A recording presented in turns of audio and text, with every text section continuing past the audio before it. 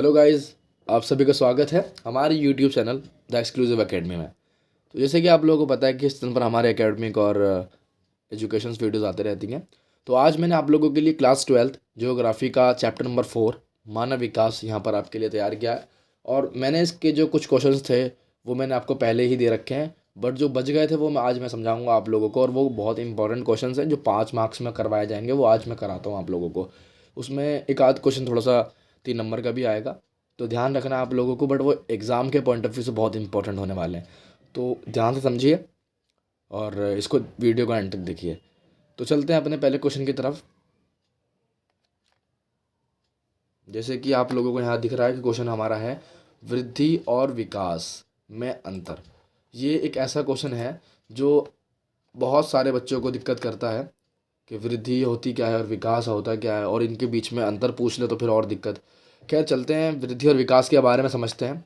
तो सबसे पहले देखते हैं वृद्धि होती क्या है। देखिए, वृद्धि का जो मीनिंग होता है वो बढ़ना होता है। आप लोगों को पता भी होगा, किसी भी चीज़ का बढ़ना वृद्धि कहलाता है, ठीक है। और लेकिन अब उसी कुछ बातें पढ़नी है कि वृद्धि की कुछ स्टेटमेंट, उसकी कुछ चीज़ें पढ़नी है कि वृद्धि के, अगर वो 3 नंबर में पूछ ले कि वृद्धि होती क्या है, तो उसके बारे में आप लोगों को कम से कम 3 चीज़ें पता होनी चाहिए कि वृद्धि की स्टेटमेंट्स क्या होती हैं, उसका नेचर प्रॉपर्टी क्या है। तो सबसे पहले हमारा है वृद्धि मात्रात्मक होती है। देखिए, जो वृद्धि होगी उसको हम माप सकते हैं, उसकी एक मात्रा होती है, किलोमीटर, सेंटीमीटर, या हमारा सेंटीमीटर में, मीटर में, या किलोमीटर में। उसकी कुछ एक मात्रा होती है। अगर आप अपने आप को ले लेते हैं तो खुद सोचिए कि आपकी जो हाइट पहले 100 सेंटीमीटर थी, फिर 102 सेंटीमीटर हुई। तो देख सकते हैं आप लोग, अगर आपकी जो हाइट बढ़ रही है, वृद्धि हो रही है आपकी एज में, आपकी हाइट में, किसी भी चीज़ में आपकी वृद्धि हो रही है, तो हम उसको माप सकते हैं। इसीलिए वृद्धि मात्रात्मक होती है। बिल्कुल सिंपल है, अगर भाषा में समझें आप तो। नंबर 2 देख सकते हैं, मूल्य निरपेक्ष होता है हमारा। वृद्धि हमारी क्या होती है? मूल्य निरपेक्ष होती है। क्या मतलब है मूल्य निरपेक्ष का? मूल्य निरपेक्ष का मतलब होता है कि अगर हम देखें तो इसका मूल्य हमेशा प्लस में नहीं होता, इसका माइनस में भी चला जाता है मूल्य। यानी कि इसका जो, कह सकते हैं, इसकी जो वैल्यू है वो निरपेक्ष होती है। वृद्धि हमेशा किसी भी देश, किसी भी, अगर हम देखते हैं कि अगर किसी देश की बढ़ोतरी की तरक्की करानी है तो वहाँ पर हम वृद्धि वर्ड इस्तेमाल नहीं कर सकते, हम वहाँ पर विकास इस्तेमाल करते हैं। तो यही दोनों में अंतर आता है कि अगर हम देखते हैं तो इसका जो वैल्यू है वो निरपेक्ष है, यानी कि इसकी इतनी वैल्यू नहीं होती। किसी भी एक लेवल पर चल के देखेंगे तो आप इसकी वैल्यू, इसका मूल्य निरपेक्ष होता है। उसके बाद अगर हम देखें तो जो वृद्धि होती है वो सकारात्मक भी होती है और नकारात्मक भी होती है। जैसे कि आप लोगों ने क्लास, जो हमारा इसका चैप्टर नंबर 2 था, हमने वहाँ पर ही पढ़ा था कि वृद्धि होती क्या है। तो वृद्धि सकारात्मक भी होती है और नकारात्मक भी होती है, क्योंकि वृद्धि का प्रॉपर मीनिंग अगर हम देखते हैं तो बदलाव भी होता है। जो मैंने आपको क्लास 12 के चैप्टर नंबर 2 में पढ़ाया था आपको, वहाँ पर भी अगर आप देखेंगे तो वृद्धि का मीनिंग था बदलाव, चेंज होना। तो जब चेंज होगा तो या तो वो पॉजिटिव होगा चेंज, या वो नेगेटिव होगा। जो हमने ऋणात्मक और सकारात्मक में आपने देखा होगा, वहाँ पर ऋणात्मक और धनात्मक में समझा था।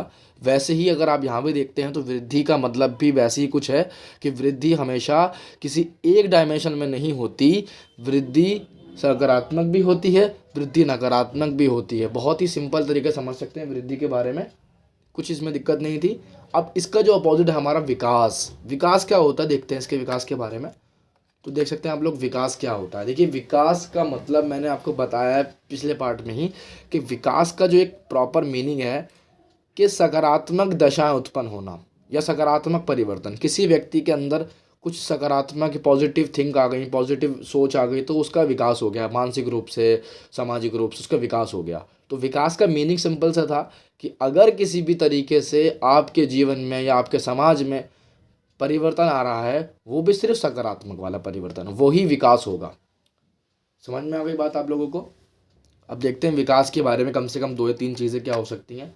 तो विकास कैसा होता है? विकास गुणात्मक होता है। देखिए, विकास वृद्धि की तरह मात्रात्मक नहीं होता, विकास गुणात्मक होता है। अगर आपको देखना है कि किसी व्यक्ति का विकास हो गया है, जैसे मैंने आपको बताया कि मान लेते हैं कोई व्यक्ति, उसके अंदर अच्छे परिवर्तन आ गए तो उसका विकास हो गया, तो आप क्या देखेंगे कि भाई उसके अंदर अच्छे गुण आ गए, है ना। तो अगर हमें विकास को मापना है कि भाई विकास कैसे हुआ या विकास दिख रहा है, तो विकास उसके गुणों में देख सकते हैं कि उसके अंदर अच्छे गुण आ गए होंगे, या कह सकते हैं कि उसमें कुछ अच्छी आदतें आ गई होंगी, तो हम कह सकते हैं कि उसे हम गुणात्मक कहते हैं।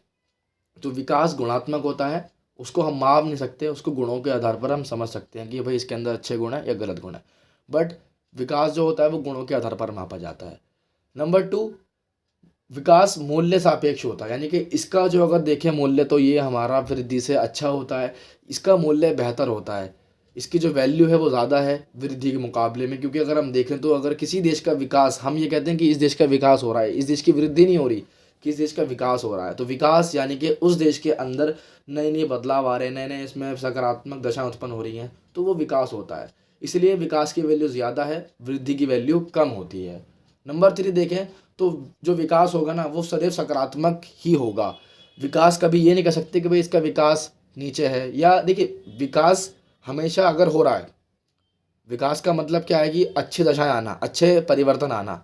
तो अगर विकास वर्ड इस्तेमाल कर रहे हैं तो वो हमेशा सकारात्मक चीज़ों के लिए ही इस्तेमाल होगा, नकारात्मक चीज़ों के लिए विकास इस्तेमाल नहीं होगा कि भाई इसका विकास हो रहा है। विकास कब होगा? जब सकारात्मक चीज़ें आएंगी। देखिए यहाँ लिख रखा है सकारात्मक चीज़ें जब आएंगी तभी विकास होगा, वरना विकास नहीं होगा। अगर विकास नहीं हो रहा तो हम वहाँ पर कहेंगे कि अगर वहाँ पर हम वृद्धि को स्टार्ट करना पड़ेगा, क्योंकि देखिए वृद्धि जो है ना वो नकारात्मक और सकारात्मक दोनों होती है। बट विकास अगर हमने वर्ड इस्तेमाल करा है तो इसका मतलब ये है कि भाई हमें वहाँ पर सिर्फ और सिर्फ पॉजिटिव इफेक्ट को दर्शाना है। किसी भी देश का विकास अगर हो रहा है तो हम कहेंगे भाई विकास हो रहा है, अगर उसके अंदर सकारात्मक चीज़ें आ रही हैं तो विकास कहेंगे, वरना वृद्धि कहेंगे।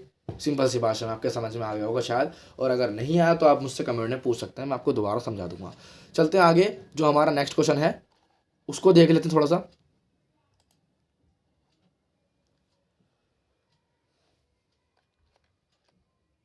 जैसे कि आप लोगों को दिख रहा है कि हम जो हमारा अगला क्वेश्चन है वो है कि मानव विकास के स्तंभ। मानव विकास के कुछ स्तंभ होते हैं कि भाई स्तंभ देखिए समझ सकते हैं कि स्तंभ का मतलब होता है कि वो चीज़ है जिस पर कि मानव विकास हमारा बिल्कुल पूरी तरीके से टिका हुआ है। यानी कि अगर इनमें से एक स्तंभ भी निकल गया तो मानव विकास नहीं होगा। चार स्तंभ है। पहला हमारा है समता। समता ऐसी चीज़ होती है, समता का मतलब होता है समानता, मतलब बराबरी। अगर आपको मानव विकास करना है या विकास भी करना है तो आपको पहले बराबरी का कह सकते हैं कि आपको बराबरी का अधिकार चाहिए, समता का अधिकार चाहिए। अगर आपको समाज में बराबरी नहीं है, बराबरी प्राप्त नहीं है, तो आपका विकास नहीं हो सकता। क्योंकि देखिए आपके समाज के अंदर चार पांच तरीके के लोग रहते हैं, तो अगर आपकी कोई सुनने वाला या आपके कोई अपनी राय मशवरा नहीं लेने वाला है तो फिर आपका विकास नहीं हो सकता। क्योंकि जब तक आपका जो अभिव्यक्ति का अधिकार नहीं मौजूद आपको, तो आपका विकास भी नहीं है। तो पहले आप लोगों को समता प्राप्त करनी होगी, तभी किसी देश का विकास हो पाएगा। ये हर देश के लिए है कि अगर किसी भी देश के अंदर समानता नहीं है तो वहाँ पर मानव विकास भी नहीं है, सिंपल भाषा में एकदम। नंबर टू अगर देखें तो हमारा नंबर टू है सतत पोषणीयता। ये भी एक अच्छा पॉइंट है। इसका मतलब आप लोगों ने पहले भी सुना होगा, क्लास 8 9 10 से पढ़ते आ रहे हैं हम लोग, सतत पोषणीयता क्या होता है।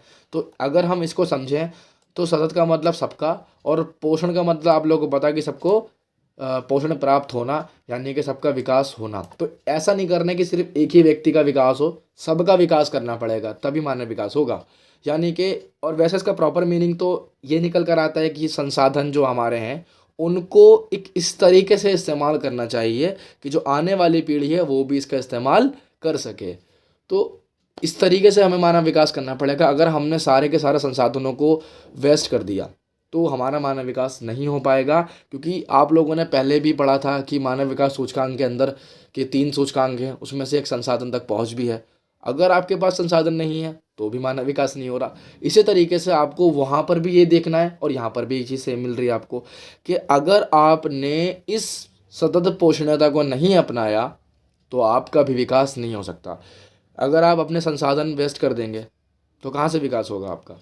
और वो यही चीज़ कह रहा है सतत पोषणीयता के माध्यम से, क्योंकि इसका मीनिंग ये निकलता है कि जो हमारे संसाधन है उसको आने वाली पीढ़ी के लिए रखा जाए। वो ऐसा ना हो कि जो नई पीढ़ी आए उनसे कहा जाए कि भाई नहीं, सिर्फ एक कोयला एक चीज़ हुआ करती थी, उनको ऐसा ना महसूस हो। उनके लिए थोड़ा सा उस चीज़ को बचा के रखना पड़ेगा। इसी को सतत पोषणीयता कहते हैं, इंग्लिश में इसको सस्टेनेबल डेवलपमेंट भी कहते हैं।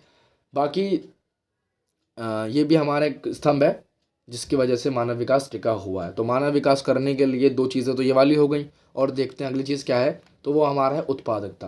देखिए उत्पादकता का मतलब आप लोगों को पता होगा शायद कि हमारा प्रोडक्शन करना, उत्पाद को बनाना, चीज़ों को बनाना। अगर आप उत्पादकता नहीं करेंगे, आप सामान को नहीं बनाएंगे, तो वो चीज़ हमारी ना ही बिकेगी, ना व्यापार होगा। और जब व्यापार नहीं होगा तो आय भी नहीं आएगी, और आय नहीं आएगी तो आपने पहले भी पढ़ रखा है आय उपागम के माध्यम से कि जब आय नहीं आती तो मानव विकास भी नहीं होता।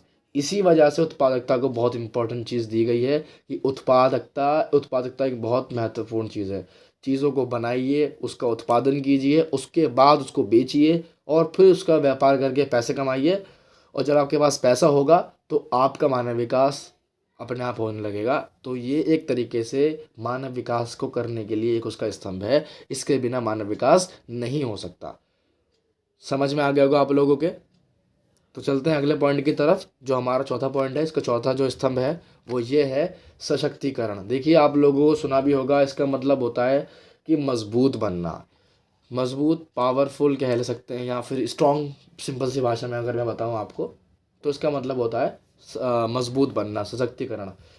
तो ये बेसिकली उनके लिए कहा गया है जो कि समाज के अंदर पिछड़े हुए लोग हैं। अब पिछड़े में देखिए, मैं साफ तो नहीं कह रखा, बट अगर आप ध्यान से पढ़ेंगे तो एनसीईआरटी में कुछ लाइन दे रखी है कि उसमें बेसिकली महिलाओं की बात की गई है। और जो बच्चे हैं, या फिर कह सकते हैं कि जो हमारी आश्रित जनसंख्या है, उनको मजबूत करने के लिए, या महिलाओं को मजबूत करने के लिए, या जो हमारे क्षेत्र के, हमारे देश के जो कुछ लोग पिछड़े हुए लोग होते हैं, उनको मजबूत किया जाए, उनको भी सभी के बराबर का अधिकार दिया जाए, उनको भी प्रतिनिधित्व दिया जाए। तो तभी जब सबको बराबर रखा जाएगा और सबको मजबूत किया जाएगा, जो लोग मजबूत नहीं हैं उनको भी कह सकते हैं कि पावरफुल बनाया जाएगा, तो कहीं जाकर के मानव विकास होगा। तो ये चीज़ हमारी चार चीज़ें थी मानव विकास को स्तंभ बनाने वाली, या मानव विकास के चार स्तंभ थे, इनके बिना मानव विकास संभव नहीं है। चलते हैं ये वैसे मैं आपको बता दूं कि ये जो क्वेश्चन हमारा है ना, ये बहुत इंपॉर्टेंट क्वेश्चन है, एग्जाम में काफ़ी बार पूछा जाता है। और इस साल का जो प्री बोर्ड था, अगर आप देखेंगे ना तो वहाँ पर आपको ये क्वेश्चन मिल जाएगा। इस चैप्टर से काफ़ी क्वेश्चन बनते हैं जो एग्ज़ाम में आने वाले हैं, जैसे कि वृद्धि विकास मैंने आपको पढ़ाया, वो क्वेश्चन भी इंपॉर्टेंट है। और जितने भी क्वेश्चन मैं आपको कराता हूँ वो एकदम छाट के, ऐसे क्वेश्चन नहीं होता कि जो आपके लिए वेस्ट हो। बेसिकली सारे इंपॉर्टेंट क्वेश्चन मैं कराता हूँ। और आप लोगों को अगर लगे कि ये वाला क्वेश्चन नहीं कराया तो आप कमेंट में कर दीजिए, मैं उस क्वेश्चन को भी समझा दूंगा। खैर चलते हैं आगे की तरफ। हमारा जो अगला क्वेश्चन होगा वो है हमारा मानव विकास की अंतरराष्ट्रीय तुलनाएं रुचिकर हैं। देखिए एक अलग से ही क्वेश्चन आ गया। देखिए शायद आपने सुना भी हो पहले, बट जो इसकी लैंग्वेज कह रही है वो थोड़ी सी यहाँ पर डिफरेंट लग रही होगी लोगों के, भाई कि क्या मतलब आ गया। तो ध्यान से देखते हैं कि मानव विकास जो है हमारा, उसकी तुलना अगर हम करते हैं किस लेवल पर, अंतर्राष्ट्रीय लेवल पर अगर हम मानव विकास की तुलना करते हैं तो वो बड़ी इंटरेस्टिंग होंगी। रुचिकर का मतलब होता है बड़ी इंटरेस्टिंग होना। मतलब क्वेश्चन कह रहा है आपसे कि अगर हम वर्ल्ड लेवल पर देखते हैं कि मानव विकास को अगर हम कंपेयर करते हैं एक देश से दूसरे देश में, तो वो बड़ा इंटरेस्टिंग है। कैसे इंटरेस्टिंग है, कैसे रुचिकर है, देखते हैं फिर। पहला देखिए, विकास के लिए बेहतर अर्थव्यवस्था उत्तरदायी है, ना कि उसका आकार। बहुत ही बढ़िया पॉइंट। देखिए अगर आप समझ सकते हैं तो बहुत ही अच्छा पॉइंट कहा है यहाँ पर कि अगर हमें किसी का मानव विकास देखना है ना, तो हमें वहाँ की अर्थव्यवस्था देखनी होगी, ना कि उसका आकार। बिल्कुल सिंपल सी बात है कि मानव विकास जो होता है वो किसी क्षेत्र के आकार पर डिपेंड नहीं करता।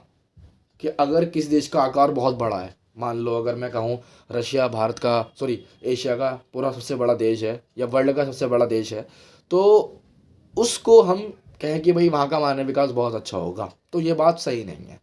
किसी भी देश का विकास, मानव विकास, उसके आकार, उसके क्षेत्रफल पर डिपेंड नहीं करता। ये पॉइंट आपको समझना पड़ेगा। जो इस क्वेश्चन ने कहा ना, वो उसका ये पहला पॉइंट है कि किसी भी देश का जो आकार होता है वो उसके आकार, उसकी अर्थव्यवस्था पर डिपेंड नहीं करता। यानी कि देश की अर्थव्यवस्था और उसका आकार दोनों अलग अलग चीज़ें हैं। मान लेते हैं कि देश बड़ा है तो वहाँ का अर्थव्यवस्था भी अच्छी होगी, ये पॉसिबल नहीं है, या फिर ये हर बार संभव नहीं हो सकता। अब इस तरह समझिए कि अगर एक व्यक्ति है बहुत ही लंबा चौड़ा और एक कह सकते हैं कि फिट व्यक्ति है, तो ज़रूरी नहीं है कि उसके अंदर दिमाग बहुत अच्छा हो। यानी कि उसके अपीयरेंस पर उसकी पर्सनालिटी डिपेंड नहीं करती। ये इस क्वेश्चन का मतलब था। आप लोगों को शायद समझ में आ गया हो कि जो क्वेश्चन है हमारा वो यही कह रहा है कि मानव विकास डिपेंड करता है उसकी अर्थव्यवस्था पे, ना कि उसके आकार पे। तो मैंने आपको बताया इसी तरीके से पहला पॉइंट हमारा था कि विकास के लिए बेहतर अर्थव्यवस्था ज़रूरी है, देश का आकार ज़रूरी नहीं है। ठीक है ना। उसके बाद अगर हम देखते हैं तो जो कम क्षेत्रफल वाले देश हैं और वह बड़े क्षेत्रफल वाले देशों को मानव विकास में पीछे छोड़ रहे हैं, यानी कि कम क्षेत्रफल वाले आगे हैं। अगर आप देखते हैं, अगर छोटा सा मैं एग्जांपल दे रहा हूँ श्रीलंका का। श्रीलंका भारत से कितना छोटा है आप लोगों को पता है, मेरे ख्याल से तमिलनाडु से थोड़ा सा बड़ा ही होगा, भारत के एक छोटे से राज्य से बड़ा है हल्का सा। तो आकार देख सकते हैं आप लोग, आकार कितना छोटा है। लेकिन अगर आपको ध्यान से पता हो तो भारत से पहले उसने अपना उदारीकरण करा था। तो आप लोग समझ गए होंगे कि आकार डिपेंड नहीं करता, बल्कि वहाँ की अर्थव्यवस्था डिपेंड करती है कि कितना मानव विकास होगा और कितना मानव विकास नहीं होगा। अगर आपकी अर्थव्यवस्था बेहतर है, इकॉनमी अच्छी है, तो आपका विकास होगा। लेकिन अगर आपकी इकॉनमी अच्छी नहीं है तो फिर देश का विकास भी नहीं होगा। ये क्वेश्चन ने आपसे कहा था। उसके बाद अगर देखें तो सबसे इंपॉर्टेंट चीज़ हमारी होती है अंतर्राष्ट्रीय आय। देखिए अंतर्राष्ट्रीय आप लोगों को पता भी होगा अंतर्राष्ट्रीय क्या होती है।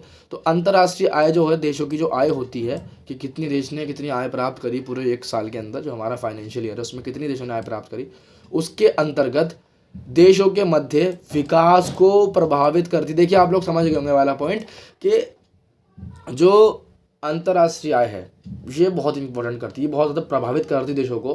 कि अगर हम देखते हैं किसी देश की अंतर्राष्ट्रीय आय ज़्यादा है तो वहाँ का मानव विकास अच्छा होगा, लेकिन अगर देश की अंतर्राष्ट्रीय आय कम है तो वहाँ का मानव विकास भी कम होगा। ये एकदम सिंपल सा पॉइंट है। तो ये इस तरीके से आपको समझ में आ गया होगा कि अंतर्राष्ट्रीय आय देशों के विकास को प्रभावित करती है, यानी कि अगर देश की आय अच्छी है तो विकास होगा, वरना विकास नहीं होगा। ये हमारा लास्ट पॉइंट ने कहा। तो इसीलिए देश का आकार मैटर नहीं करता, वहाँ की अंतर्राष्ट्रीय आय, वहाँ की अर्थव्यवस्था और उन देशों का जो भी नीतियाँ हैं वो डिपेंड करती हैं मानव विकास को कम या ज़्यादा करने में। शायद आप लोगों को समझ में आ गया होगा। बहुत ही बढ़िया क्वेश्चन था और आपको इसी तरीके से इस क्वेश्चन को समझाना है एग्जाम के अंदर, कोई इसमें हार्ड वाली बात नहीं है। चलते हैं अपने लास्ट क्वेश्चन की तरफ, जो हमारा आपको यहाँ पर दिख रहा है कि विश्व में मानव विकास के उच्च और निम्न स्तर दिखाई पड़ते हैं। क्या बात का यहाँ पर देखिए ध्यान समझ सकते हैं। तो वर्ल्ड के अंदर मानव विकास कहीं ज़्यादा है और कहीं कम है। क्यों, ये समझना है हमें इस क्वेश्चन के अंदर कि मानव विकास कहीं तो ज़्यादा है और कहीं पर कम है। क्यों है भाई, तो देखते हैं। पहले काम करके देख लेते हैं कि भाई उच्च कहाँ कहाँ पर है, या कह सकते हैं कि उच्च होने के क्या कारण हैं। उच्च मतलब समझ लोगे, आप लोगों को पता होगा कि उच्च का मतलब ज़्यादा। मानव विकास ज़्यादा क्यों है, और कह सकते हैं कि ज़्यादा इसलिए है क्योंकि वहाँ की सामाजिक स्थिरता है। वहाँ पर क्या है भाई, सामाजिक स्थिर है। वहाँ का जो समाज रहता है ना, वहाँ के जो लोग हैं वो स्थिर हैं। कहने का मतलब स्थिर का ये है कि वहाँ पर सामाजिक रूप से कोई भेदभाव या कोई किसी तरीके का लड़ाई दंगे डेली के कुछ नहीं होते। वहाँ पर समाज अपना बना हुआ है, वहाँ पर कुछ नहीं है कि आप लोग अगर देख सकते हैं तो वहाँ पर सामाजिक रूप से छुआछूत या कोई भी सामाजिक जो बीमारियाँ आप लोगों को देखते होंगे, ये सब चीज़ें होती हैं। ये ऐसी वहाँ पर कुछ भी कुरीतियाँ नहीं है, इसीलिए वहाँ का मानव विकास बेहतर है। ठीक है, अगर मैं एग्जांपल दूँ तो हमारे जैसे कि वो देश हमारे एक तो नॉर्वे है, स्वीडन है और ऑस्ट्रिया है, ऑस्ट्रेलिया भी है। तो ये देश हमारे मानव विकास की सूची में हमेशा आगे रहते हैं। ठीक है, तो इसीलिए यहाँ पर सामाजिक स्थिरता है, इसीलिए यहाँ का मानव विकास भी ऊँचा है। दूसरी चीज़, यहाँ का जो देश का व्यवस्था है ना, वो शिक्षा को और स्वास्थ्य को दोनों को एक ज़्यादा ध्यान देते हैं और उस पर ही इन्वेस्ट करते हैं। निवेश का मतलब पता ना आप लोगों को, इन्वेस्ट। तो ज़्यादातर पैसे वो लोग शिक्षा के ऊपर और वहाँ के हेल्थ फैसिलिटीज़ के ऊपर ध्यान देते हैं। इसी वजह से वहाँ का मानव विकास भी बेहतर है। तो आप लोग एक बात ध्यान समझिए छोटी सी, ये मैंने खुद एनालाइज किया है कि जो देश इन चीज़ों पर ज़्यादा खर्चा करता है, शिक्षा के ऊपर और स्वास्थ्य के ऊपर, वहाँ का मानव विकास अपने आप बेहतर होता है। आप किसी देश को उठाकर देख लीजिए, जहाँ की शिक्षा अच्छी होगी ना, वहाँ का मानव विकास भी अच्छा होगा। जैसे कि मैंने आपको बताया था नॉर्वे का शिक्षा बहुत अच्छी है, तो वहाँ से आगे देख सकते हैं। और जापान का स्वास्थ्य आप लोगों को पता है कि बहुत बेहतर है, वहाँ की फैसिलिटीज़ जो हेल्थ फैसिलिटीज़ काफ़ी बेहतर है। तो इसी वजह से मानव विकास के जो पायदान है उसमें वो लोग बहुत आगे रहते हैं। और तीसरा पॉइंट अगर देखें तो वहाँ पर कोई भी राजनीतिक रूप से लड़ाई दंगे नहीं होते, सबको बराबर प्रतिनिधित्व दे रखा है राजनीतिक में। भाई किसी को कोई छूट या आरक्षण कुछ प्राप्त नहीं है, सबको बराबरी का मौका दे रखा है कि जो चाहे वो हमारा पॉलिटिक्स लीडर बन सकता है। वहाँ पर कोई भी छोटे मोटे नए नए प्रावधान नहीं है जैसे कि और देशों में होते हैं कि नहीं भाई इनको आरक्षण मिलेगा, इनको आरक्षण नहीं मिलेगा। इस तरह का वहाँ पर कोई प्रावधान नहीं होता, सबको बराबर का राजनीतिक प्रतिनिधि मिलता है। तो राजनीतिक पार्टियों में कोई झगड़े नहीं होते, तो सारा ध्यान वो लोग अपना विकास करने में लगा देते हैं। इसी वजह से वहाँ का मानव विकास तेज हो जाता है। सिंपल सी भाषा में आप समझ सकते हैं। जब जिस देश के अंदर राजनीतिक मुद्दे ज़्यादा उठेंगे, लड़ाइयाँ ज़्यादा होंगी पार्टियों के बीच में, तो वहाँ पर अगर आप देखेंगे तो वहाँ का जो मानव विकास, वो लोग उस चीज़ को भूल जाएंगे, वो लोग अपने निजी लड़ाइयों में ज़्यादा रहेंगे। तो इसी वजह से यहाँ पर इस तरह की लड़ाइयाँ नहीं होती, तो मानव विकास में लोग बहुत आगे हैं। तीसरी चीज़ अगर आप देखेंगे तो प्रतिरक्षा पर जोर नहीं देते। अपनी जो सेल्फ डिफेंस है वहाँ पर इतना ये लोग ध्यान नहीं देते। अपनी सेना, अपना डिफेंस इतना मजबूत नहीं करने को देखते। कहते हैं कि भाई जितना है हम पे ठीक है, और इसी वजह से ये लोग खुशहाल भी रहते हैं। अगर आपके पास हथियार है ना, तो आप भी कहीं ना कहीं डरेंगे कि भाई हथियार रखा है मेरे पास। तो ये ज़रूरी नहीं है कि ये हमारे सिर्फ अच्छे काम के लिए इस्तेमाल हो, बुरे कामों के लिए भी इस्तेमाल हो सकता है हथियार। तो इसी वजह से जो लोग प्रतिरक्षा पर अपना ज़्यादा ध्यान देते हैं, वो लोग मानव विकास की सूची में बहुत पीछे चले जाते हैं। आप लोगों को शायद पता भी नहीं होगा कि अमेरिका जो है, अमेरिका इन सूची में बहुत नीचे आता है। क्यों? क्योंकि आप लोगों ने शायद पढ़ा होगा पॉलिटिकल के अंदर कि उसकी जो उसकी व्यवस्था है, जो उसकी सेना की क्षमता है, वो सबसे ज़्यादा है पूरे वर्ल्ड में। तो वो अपनी सेना पे खर्च करता है। इसी वजह से वो पूरे वर्ल्ड में मानव विकास की जो लाइन है, जो उसकी सूची है, उसमें वो बहुत नीचे चल रहा है। क्या कारण है उसका? यही कारण है कि वो लोग अपने सेल्फ डिफेंस पर बहुत खर्चा करते हैं। अब देखते हैं कि किन देशों में मानव विकास कम है, या उन देशों में जहाँ पर मानव विकास कम है उनकी क्या क्या कमियां हैं। भाई क्यों है उनका मानव विकास कम? देखते हैं भाई, पहला मानव विकास वहाँ पर कम क्यों है? क्योंकि वहाँ पर सामाजिक अस्थिरता है। वहाँ के लोग आपस में लड़ते रहते हैं, सामाजिक रूप से भेदभाव रहता है। कभी एक समाज वाला, कभी ये जाति, कभी वो जाति। तो किसी ना किसी चीज़ को वहाँ का समाज हमेशा लड़ता रहता है, समाज में उत्पीड़न होता रहता है, कुरीतियाँ बनी रहती हैं। इसी वजह से वहाँ की कमियाँ हैं, तो वो लोग मानव विकास भी नहीं कर पाते। शायद आप लोगों को समझ में आ गया वाला पॉइंट भी बहुत सिंपल पॉइंट है। यहाँ पर देख सकते हैं आप लोग, राजनीतिक उपद्रव। क्या मतलब है? देखिए, इसका राजनीतिक उपद्रव का मतलब हमारा होता है कि जो राजनीति है, यानी कि उसमें अगर आप देखें तो राजनीतिक रूप से वहाँ पर उपद्रव बना रहता है, लड़ाइयाँ वहाँ पर होती रहती हैं। राजनीतिक तरीके से आपसी पार्टियाँ और आपसी निजी जो हमारा पक्ष और विपक्ष सरकारें होती हैं, उनके बीच में लड़ाइयाँ चलती रहती हैं। कभी किसी को वोट नहीं मिल पा रहे, किसी को ज़्यादा वोट मिल गया, तो उसकी वजह से लड़ाइयाँ चलती रहती हैं। इसी वजह से जो निम्न स्तर वाले देश हैं मानव विकास में, वो लोग पीछे रह जाते हैं इन पॉइंट की वजह से। नंबर 3, आप लोगों को पता है कि प्रतिरक्षा। अगर आप लोग अपने सेल्फ डिफेंस पर ज़्यादा खर्चा करेंगे तो आप लोग, बिल्कुल सिंपल सी बात है कि आपका मानव विकास आगे नहीं जाएगा। ये बिल्कुल एकदम समझ सकते हैं, डायरेक्ट बात है, सिंपल सी बात।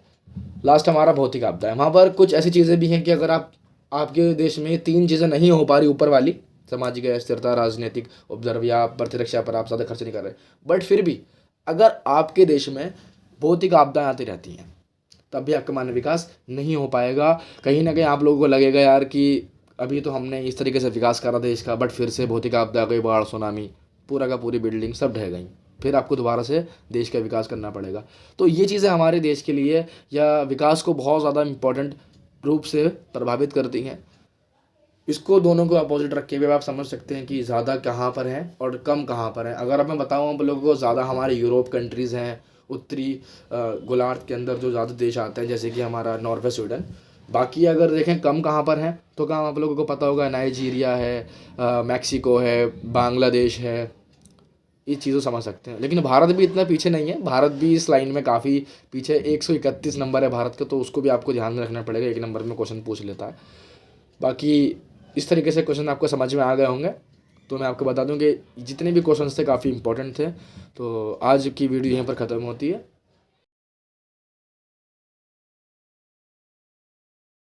अगली वीडियो में मिलते हैं। Thanks for watching.